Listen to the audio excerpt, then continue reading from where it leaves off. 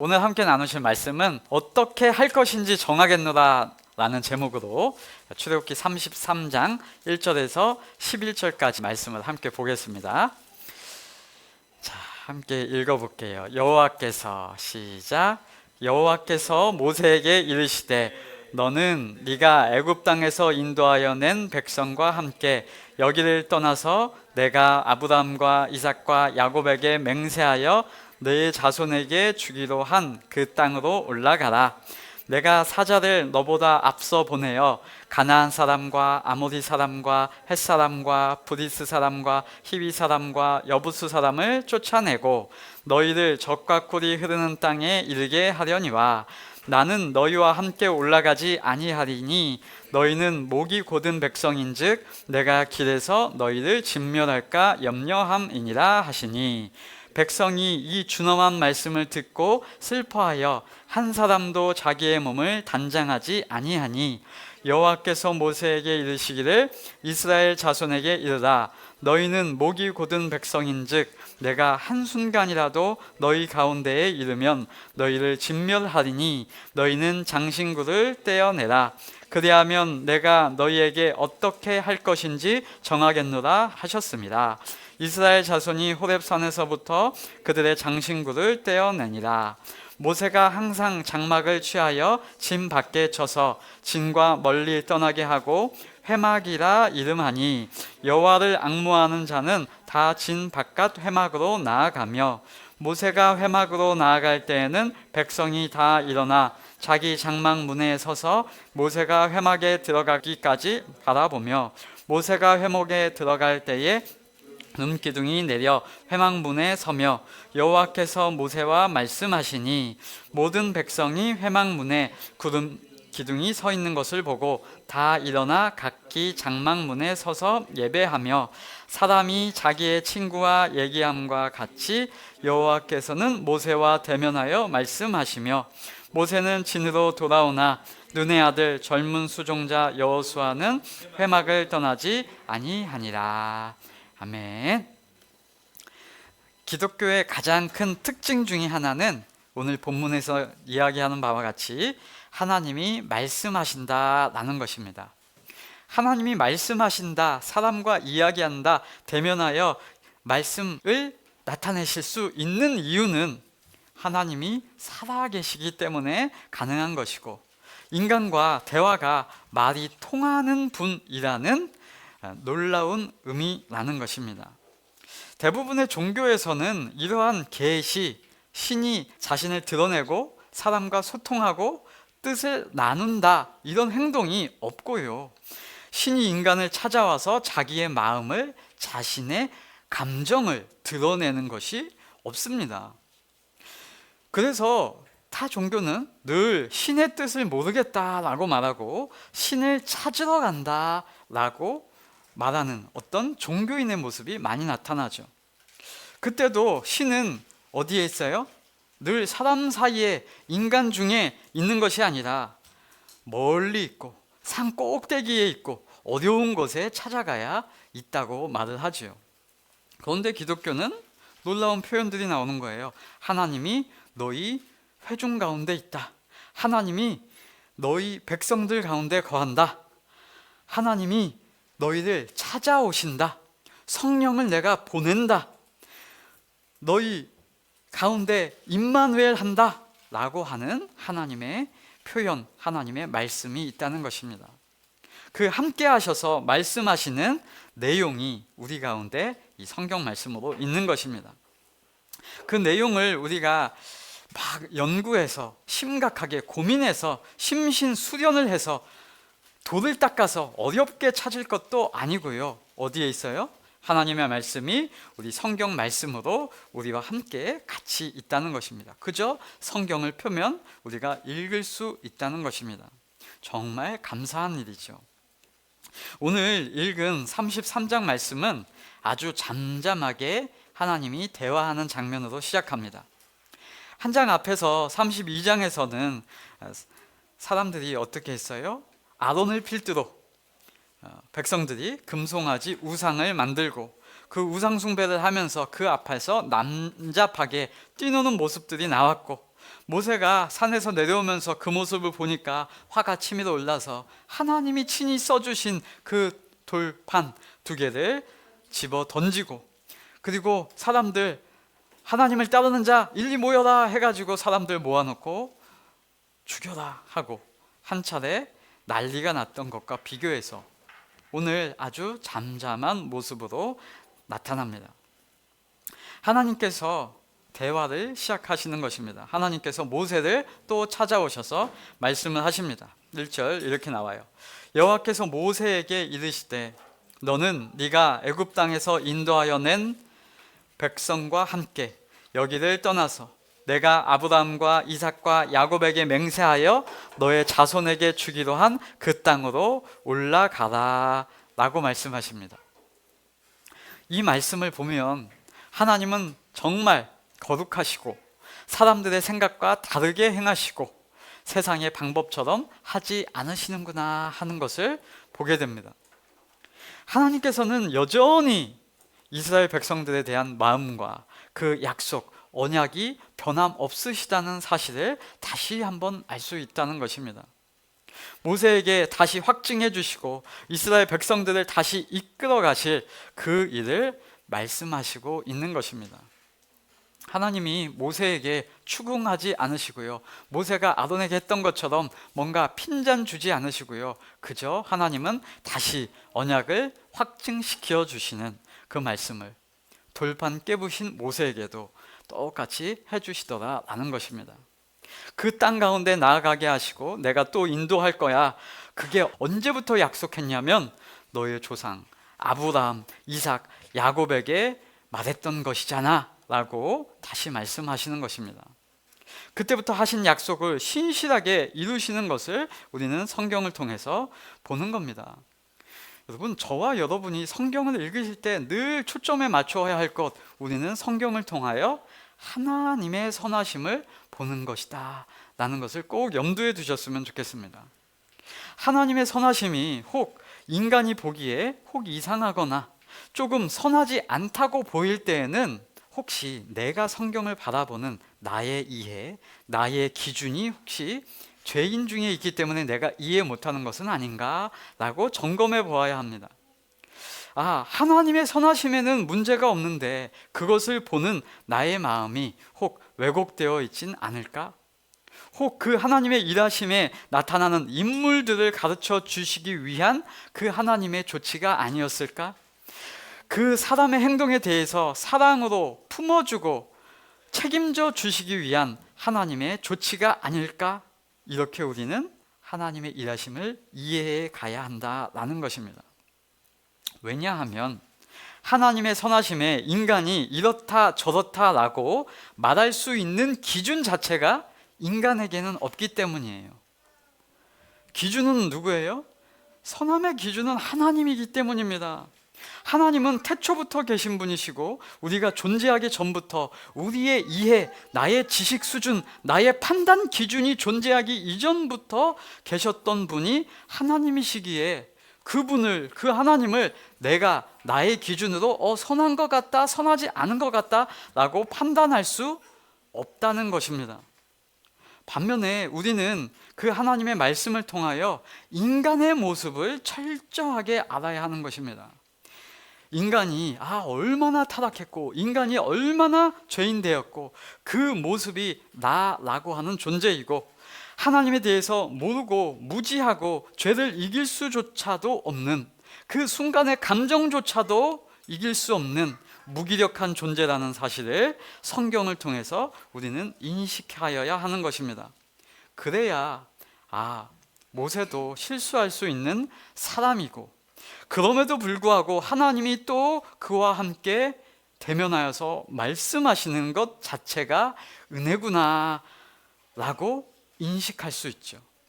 그럴 수 없는 자에게, 그렇게 화내는 자에게도, 자격 없는 자에게도 하나님이 함께 하시며 온유하다 하시며 사랑을 베푸시는 하나님의 놀라우신 사랑이 있는 거구나 하고 하나님을 깨달아 알아가야 하는 것입니다.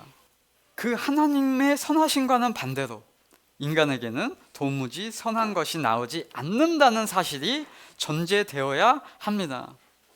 그것이 전제되지 않으면 마치 오늘과 같은 본문, 또 지난주와 같은 본문을 읽으면서 하나님은 잘하고 있는 사람들을 굳이 찾아와서 이상한 종교적 제도를 주시고, 굳이 본인 마음대로 할 수 있는 사람들에 대해서 이거 하지 마라, 저거 하지 마라, 어려운 규율들, 율법들, 제도들을 주셔서 사람 참 피곤하게 하는구나 하는 생각이 들 수 있는 것이고요.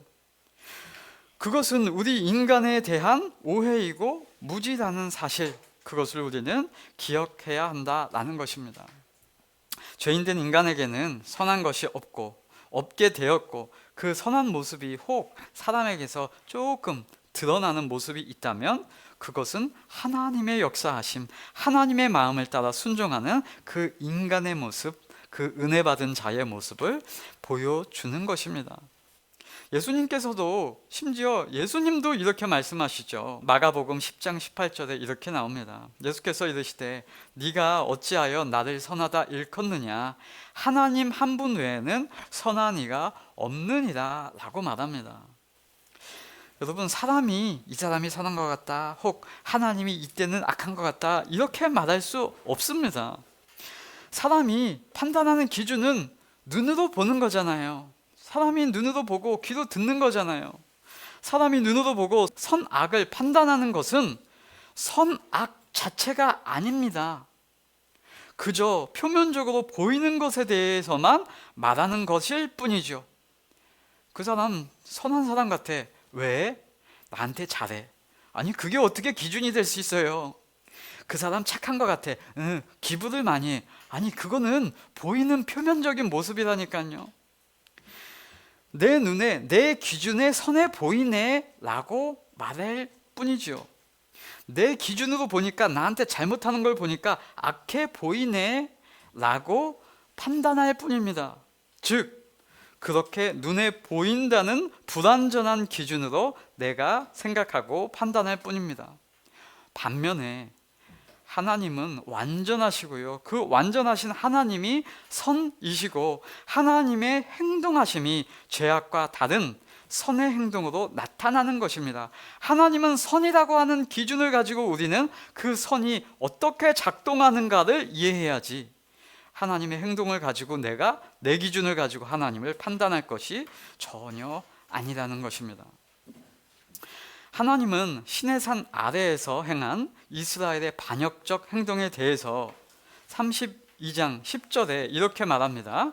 내가 그들에게 진노하여 멸하겠다라고 말씀하셨지만, 그것은 우리가 어떻게 이해해야 한다고 했습니까? 그것은 하나님의 진심이 아니었고, 하나님의 본심은 32장 14절에 나온다고 했습니다. 여호와께서 뜻을 돌이키사 말씀하신 화를 그 백성에게 내리지 아니하겠노라 선언하심, 그것이 하나님의 확증적 행동, 본심이라고 우리는 얘기했었습니다. 그러니까 하나님은 이스라엘의 반역적 행동에 대해서 화를 내리지 아니하시고 진멸하지 않으시고, 그렇게 확증해 주신 후에 오늘 또 같은 말씀을 해주시는 것입니다. 1절 말씀처럼 다시 한번 말씀해 주시는 겁니다. 내가 아브라함, 이삭, 야곱에게, 너희 조상에게 얘기한 것처럼 그 땅으로 네 백성을 이끌고 가라. 그게 하나님의 본심이에요. 이스라엘의 행동에 대한 하나님의 모습과는 대조적으로, 하나님의 선언과는 대조적으로, 하나님의 일하심과는 대조적으로 인간 모세, 지도자 모세는 하나님도 하지 않는 아주 강력하고 격분된 모습으로 이스라엘에게 반응했습니다. 모세는 마음이 많이 앞섰고요, 열정이 많이 앞섰죠. 자신의 감정이 자신을 집어삼킬 만큼 앞섰습니다. 어떻게 보면 직권남용이고요, 하나님에 대해서도 좀 불손한 태도를 보인 것입니다. 이 모세의 행동들을 여러분 혹시 의롭게 보십니까? 모세가 그렇게 행한, 사람 죽이라고 그렇게 좌우로 가면서 너의 이웃을, 너의 친구를 칼로 치라 라고 한 행동을 의로운 행동으로 보십니까? 혹시 그렇게 보신다면 하나님의 선하심은 선하심이 아니게 되고, 하나님이 말씀하셔서 돌이키셨다 라고 말씀하신 확증은 온데간데 없어지는 이랬다 저랬다 하는 하나님이 되어버리고, 그저 모세가 몇 마디 말을 통해서 하나님의 마음을 좌지우지하는, 모세가 하나님을 집어삼키는 모습으로 이해할 수밖에 없는 것입니다. 혹 하나님이 그런 분이시면 좋겠습니까? 혹 하나님은 과연 그런 분이십니까? 아니요. 그렇게 보면 안 됩니다. 큰일 나죠. 실상은 그렇지 않고요. 말씀하시는 내용 너머에 있는 하나님의 선하심이 모세보다 더욱더 우선하고 있다는 것입니다. 모세의 선함을 볼 것이 아니라 하나님의 선함을 우리는 보아야 한다는 것입니다. 백성들은 자신들의 두려움을 극복하기 위해서 어쩔 수 없이 400년간 해왔던 습관적 행동으로 이해할 수 있다라고 하지만, 모세는 툭 까놓고 얘기하면 마치 자신이 하나님이라고도 된 양, 사람의 생명, 사람의 목숨을 자신이 주관하도록 하는 양, 마치 자신이 하나님보다 더 의로운 양, 그렇게 하면 하나님이 그 노여움을 풀어줄 것 같은 타종교의 인식하고 똑같이 행동한 것입니다. 정작 하나님은 하나님의 그 백성에게 화를 내리지 않겠다고 하셨는데, 모세는 그 화를, 자신의 화를 백성들에게 내렸습니다. 이런 모세의 분노와 감정적 행동에 대해 하나님은 그럼 과연 어떻게 반응하셨을까? 그것이 오늘 1절, 5절, 9절, 11절에 나오는 거예요. 1절에 여호와께서 모세에게 이르시되 이고요, 5절에 여호와께서 모세에게 이르시기를 이고요, 9절 후반부에 여호와께서 모세와 말씀하시니 이고요, 11절에 사람이 자기의 친구와 이야기함과 같이 여호와께서는 모세와 대면하여 말씀하셨더라 입니다. 하나님께서는 모세에게 이르시고 말씀하시고 친구와 이야기함과 같이 대면하여 말씀하셨다라는 것입니다. 이게 하나님의 조치예요. 하나님은 인간의 상태, 즉 죄인이라고 하는 인간의 처절함을 잘 알고 계십니다. 죄인된 이스라엘이 지금 금신상 만드는 행동에 대해서 하나님은 그럴 것조차도 아셨을 것입니다. 왜요? 전적 무능, 전적 타락이라는 것을 하나님은 이미 아담과 하와 때에 알고 계셨기 때문입니다. 성경은 그것을 말하죠. 하나님은 이스라엘이 죄 지을 것도 아신다 모르신다? 아시기 때문에 이스라엘이 하나님을 이해 못할 것도 알고 계셨기 때문에 뭐 더 주셨어요? 성막, 하나님께는 필요 없는 성막도 주시고, 죄 지을 것도 알고 계셨기에 죄 지으면 속죄가 될 제사법도 이미 말씀해 주신 하나님이십니다. 하나님은 자신이 은혜를 베풀었음에도 불구하고 이스라엘이 배은망덕하게 하나님을 또 배반할 것도 하나님은 아시는 분이세요.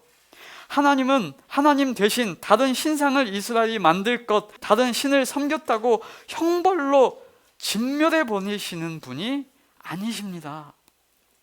왜냐하면 저들이 죄인이라는 것을 누구보다 잘 알고 계시기 때문입니다.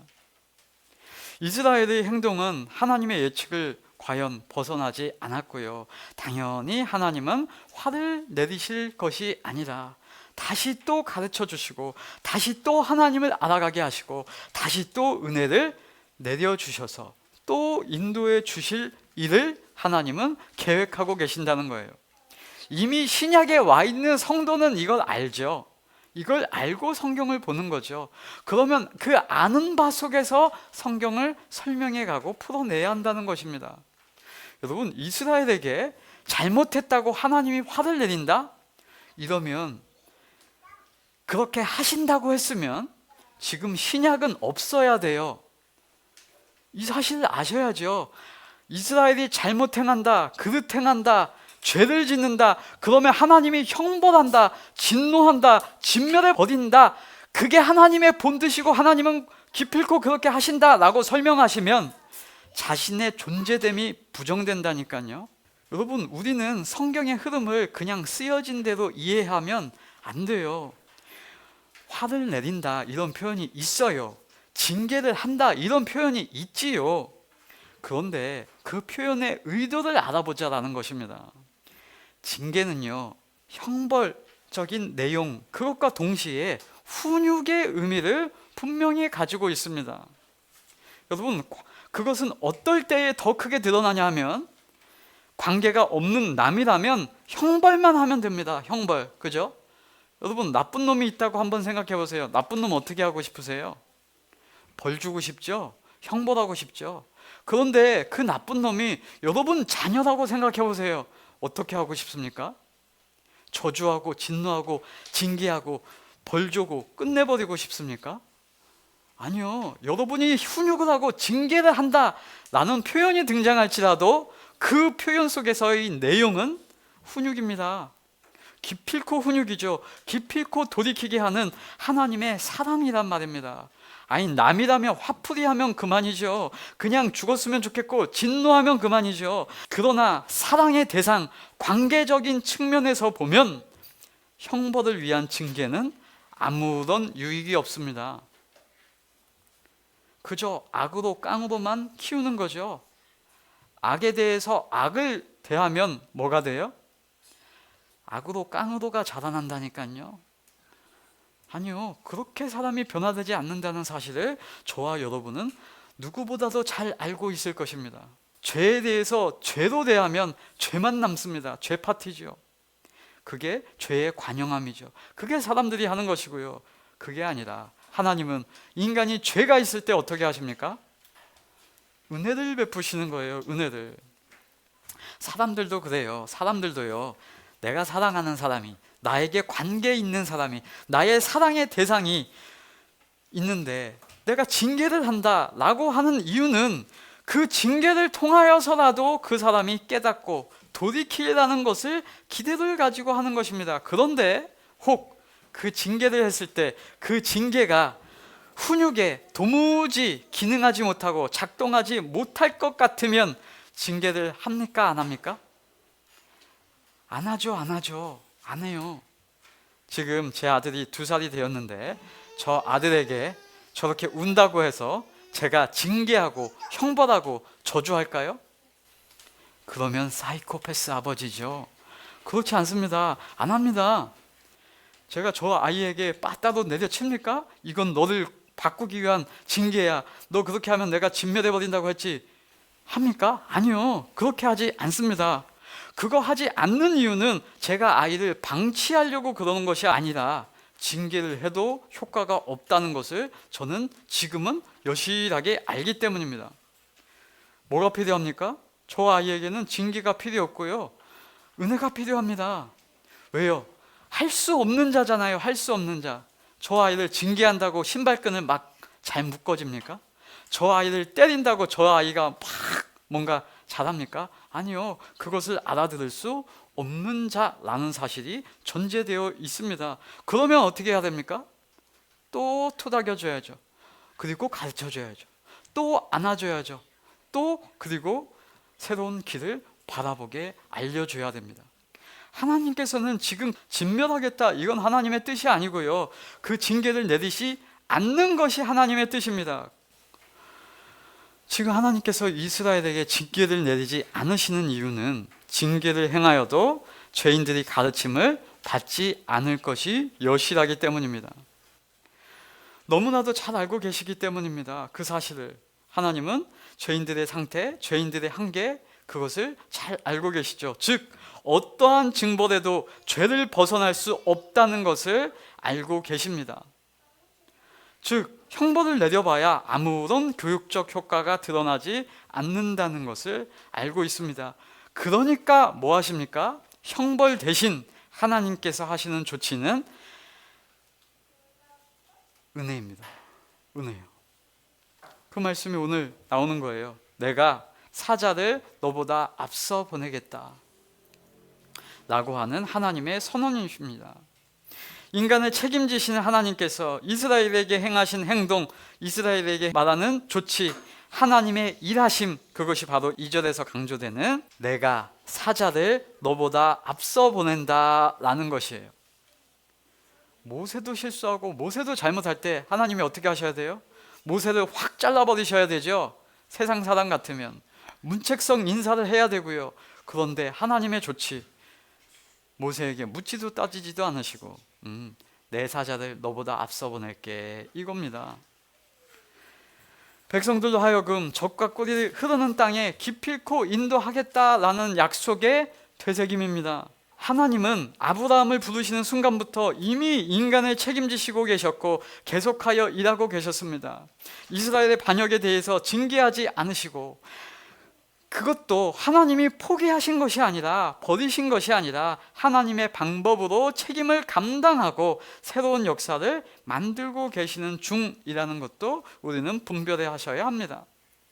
그 책임지심으로, 그 행동으로 하나님의 형벌을 내리시는 것이 아니라 다시 또 찾아오셔서 대화하시는 행동, 너희보다 앞서 가신다라고 하는 행동, 그것이 나타나는 것입니다. 백성들이 반역했다고 책망하시고 징벌하시는 것이 아니라 하나님이 더 자신이 예비하지 못했다고, 더 배려하지 못했다고, 더 앞서 인도하지 못했다고 바라보시는 하나님의 마음, 또 책임지시고 또 포용해 주시는 것이 하나님의 일하심이라는 것입니다. 성경의 강조점은 너희가 범죄하니까 너희와 동행하지 않는다, 그것의 강조가 아니라 너희가 범죄하지 않도록 내가 앞서 가겠다라는 것입니다. 그러면서 말을 어떻게 하세요? 무섭게, 엄중하게 하시죠. 하나님의 뜻은 그 본심이 아니죠. 그러나 그렇게 표현해야 할 때가 있습니다. 왜요? 그들이 못 알아들을 때요. 평상시라면 얼마든지 하나님이 사랑으로, 자상함으로 얘기하셔요. 그런데 이 백성이 지금 서로 난잡하고 서로 다 죽이는 사태가 되었고 희한한 상태가 되었으니까 하나님이 엄중하게 이런 자세와 표현으로 말하는 거예요. 그러나 내용은 뭐예요? 은혜죠. 내가 앞서가겠다, 내가 너희를 인도하겠다입니다. 좌우를 분별하지 못하는 아이를 부모는 혼자 놔두지 않죠. 혹 아이가 집에서 기어다니다가 어디 부딪히면 부딪힌 결과가 그 아이가 행한 행동으로부터 오는 겁니다. 그러면 아프죠. 아플 때 울죠. 울면 그때 책임을 지는 부모는 부모의 탓을 하는 것입니다. 아이고, 내가 미안하다, 내가 책임질게, 내가 그거 또 인도해 줄게 라고 하는 것이죠. 하나님께서 그것을 하시는 것입니다. 또 찾아오셔서 친구와 같이 이야기하고 대면하여 말씀하시는 내용, 그것이 나타나는 거죠. 그 말씀을 하는데 이스라엘이 지금 그냥 말하면 안 듣습니다. 그러니까 하나님은 준엄하게, 엄중하게 말씀을 하는 것입니다. 2절부터 제가 한번 읽어드려 볼게요.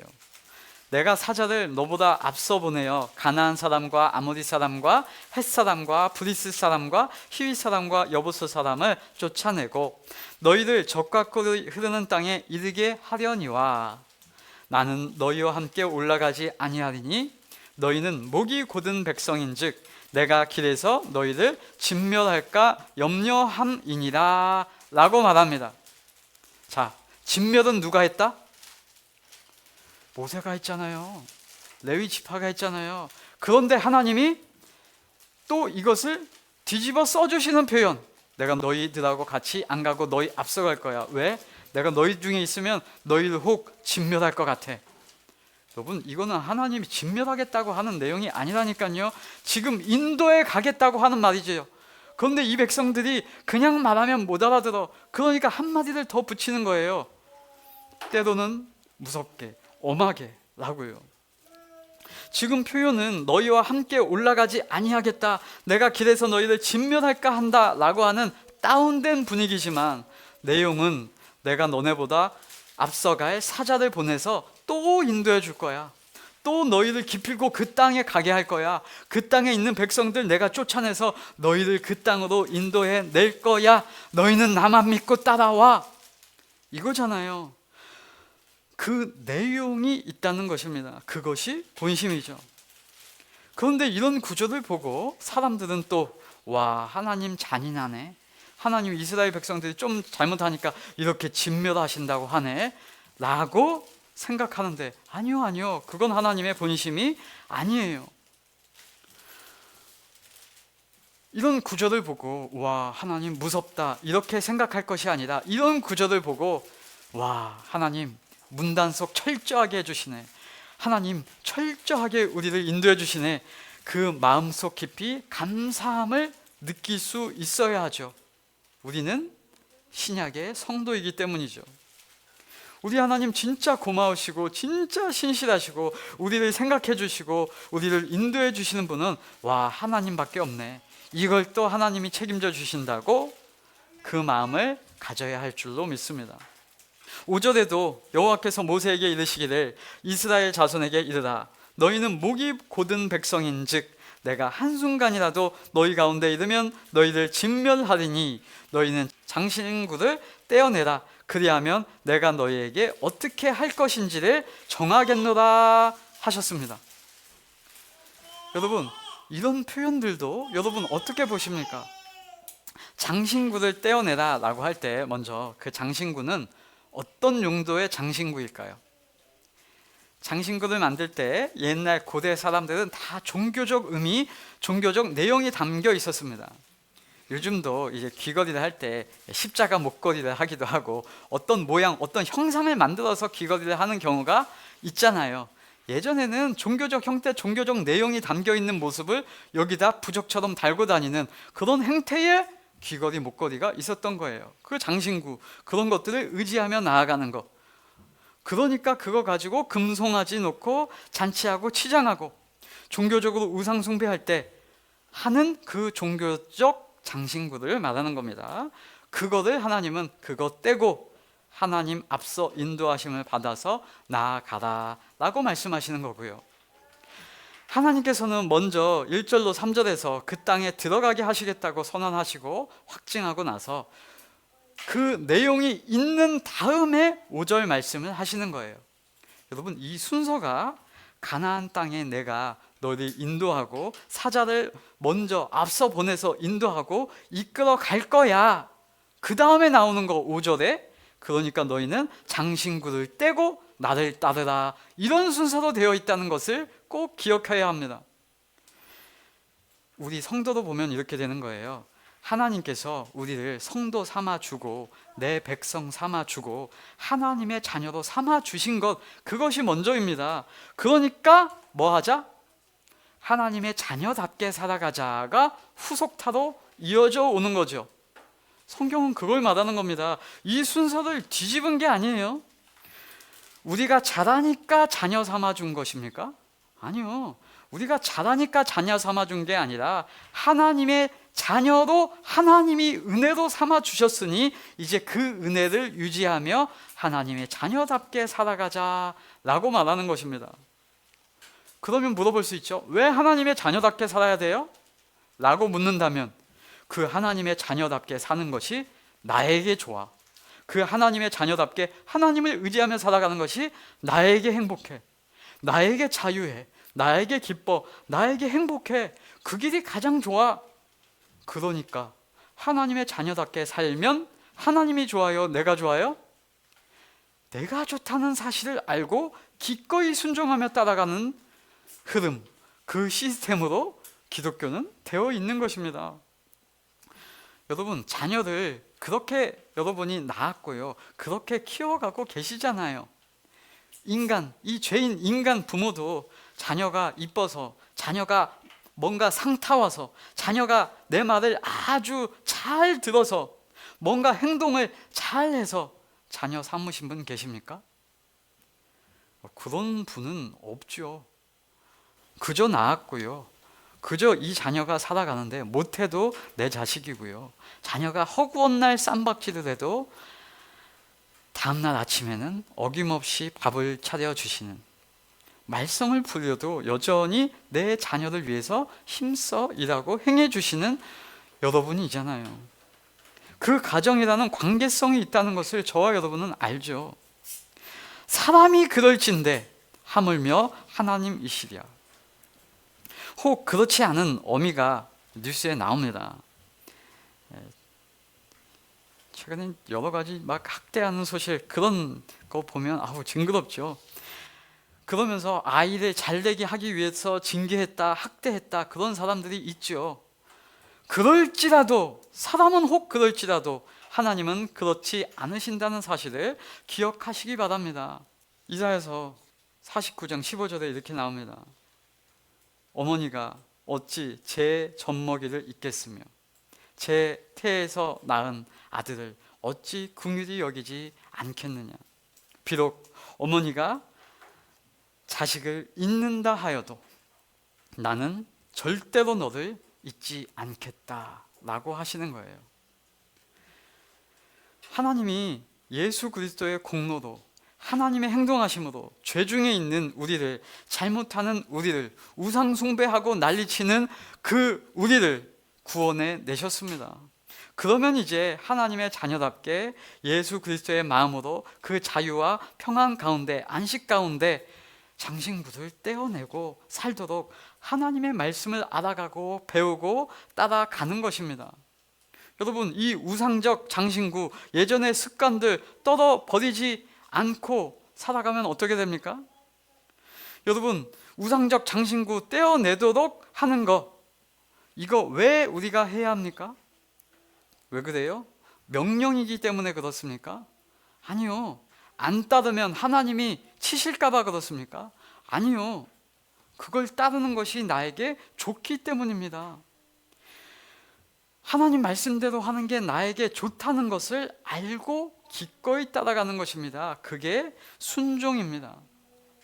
너희는 장신구를 떼어내라. 그리하면 내가 너에게 어떻게 할 것인지 정하겠노라.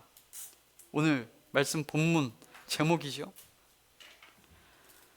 여러분, 이렇게 말하니까 혹 질문이 생길 수 있죠.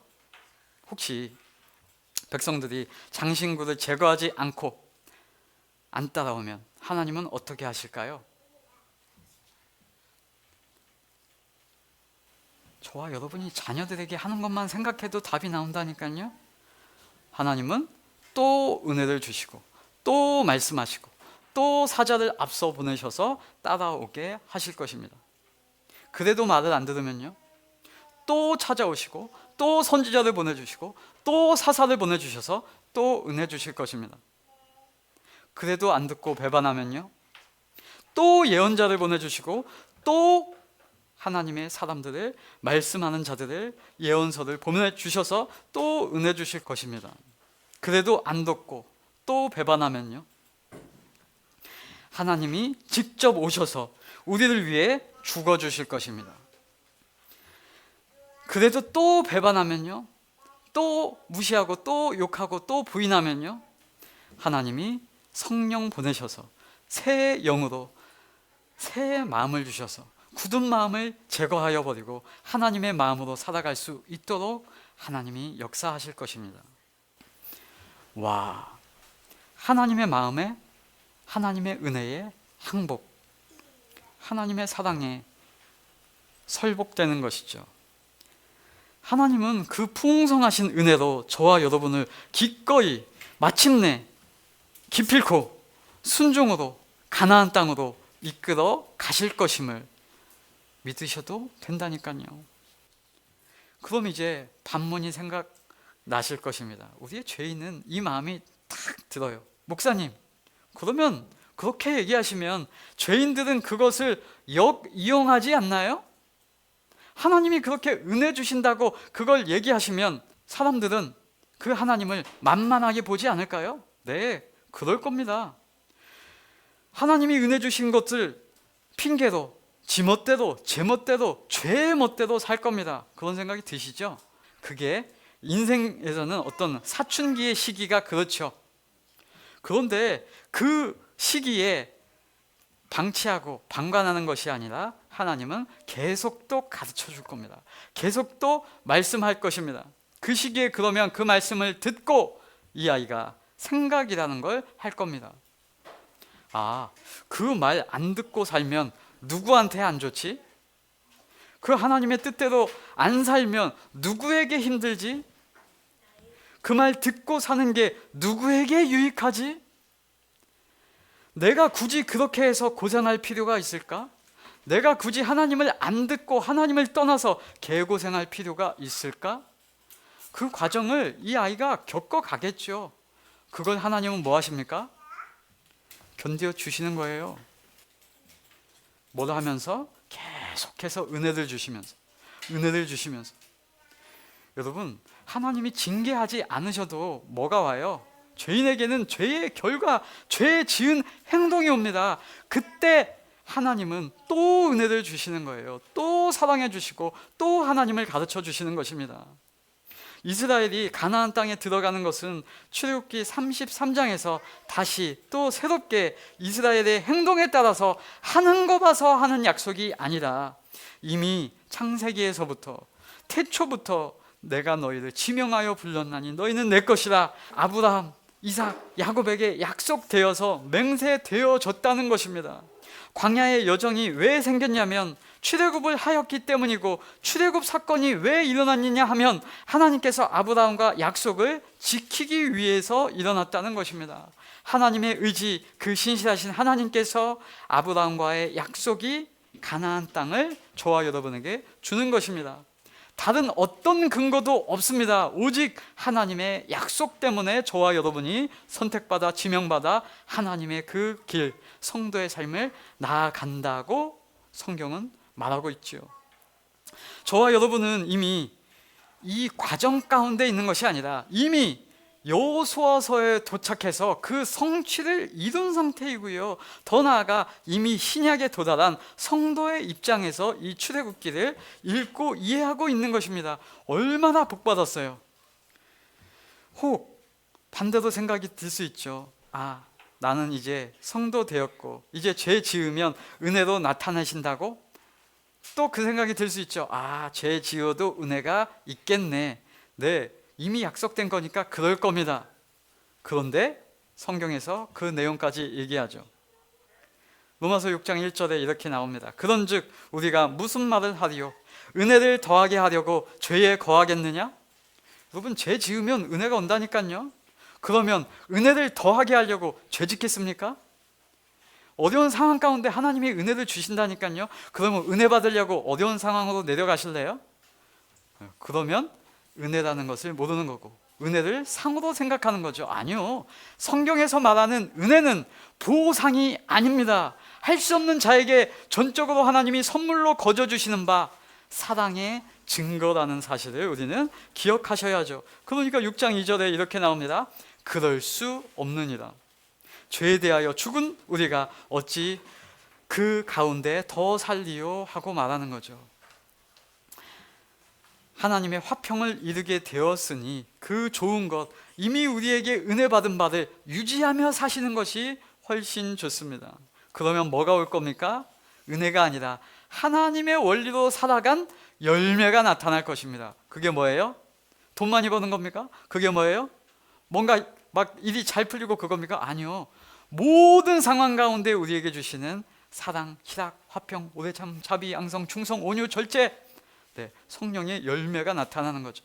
목사님 그거 말고요, 저는 이거 열매. 아니요, 그거 다 있어도 성령의 열매 없으면 다 놓고 떠나간다니까요. 우리는 그 하나님과 화평을 이루게 되었으니 모든 상황 가운데 하나님과 화평, 그 기쁨, 자유와 행복을 만끽하며 진리 가운데 사는 것, 그것이 성도의 복이요, 세상이 줄 수 없는 하나님의 축복이라는 사실을 믿으시기 바랍니다. 신앙은 무지함으로 그저 덮어놓고 믿는 것이 아닌 하나님의 말씀을 이해함으로 나아가는 것입니다. 두려움이 아니라 평안함으로 나아가는 것입니다. 강압과 명령이기 때문에 그것을 듣는 것이 아니라 진리를 알아 그리스도를 기꺼이 쫓아가는 순종, 그 자유함 가운데 나아가는 것입니다. 애씀과 고통 가운데 좋은 것을 포기하는 것이 아니라 정말 좋은 것을 바로 알아서 진짜 나에게 좋고 선한 것을 택하는 것입니다. 좋은 것을 선택하신 여러분, 좋은 것을 이미 가지신 여러분, 그것을 놓지 마시기 바랍니다. 우리 평생에 하나님의 그 큰 은혜와 사랑을 알아서 우리의 신앙이 더욱 자라가고 모든 상황 속에서도 죄를 이기며 승리하고 기쁘고 행복한 성도의 삶을 멋지게 살아가시기를 예수 그리스도 이름으로 축복합니다.